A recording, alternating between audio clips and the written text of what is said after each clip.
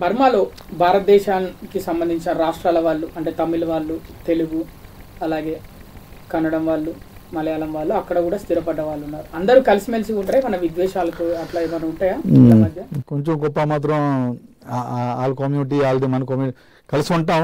కానీ ఎంతైనా పంతం వచ్చినప్పుడు వాళ్ళది మందే కదా అనేసి ఉంటుంది అనమాట. సో మేము ఇప్పుడే మేము 2013లోని మలేషియా మహాసభకి వెళ్ళిన తర్వాత నాకు చాలా పెరిగింది. మేము ఇంతకుముందు అందరూ సౌత్ లాగే చూస్తారన్నమాట. కాదు, మనకి ఒక భాష ఉన్నది, మనకి ఒక అది ఉన్నది అనేసి మేము కూడా సపరేట్గా చూసి మేము తయారవ్వమాట. సో ఈరోజు దేవుడి దయ వల్ల అందరూ బాగా ఉన్నామండి. తెలుగు వారు అక్కడ ఎట్టి లోటు లేదు. అక్కడ ఆశ్చర్యం అంటే అప్పుడులోనే ఇండియా నుంచి మా పూర్వీకులు వచ్చేవారు కదా, వాళ్ళు మళ్ళీ వచ్చి రంగునికి వచ్చినప్పుడు అడుగుతారన్నమాట.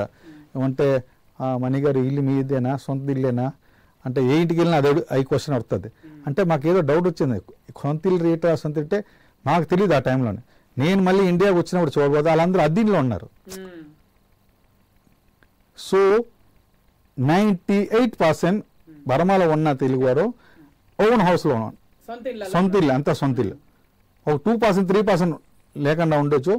మిగతా చిన్న ఇల్లైనా చిన్న వాళ్ళ సొంత ఇల్లు. మేడ ఉన్న వాళ్ళు మేడతో ఉంటారు, బంగ్లా ఉన్న బంగ్లాతో ఉంటారు. కానీ ఎవ్రీ వన్ ఓన్.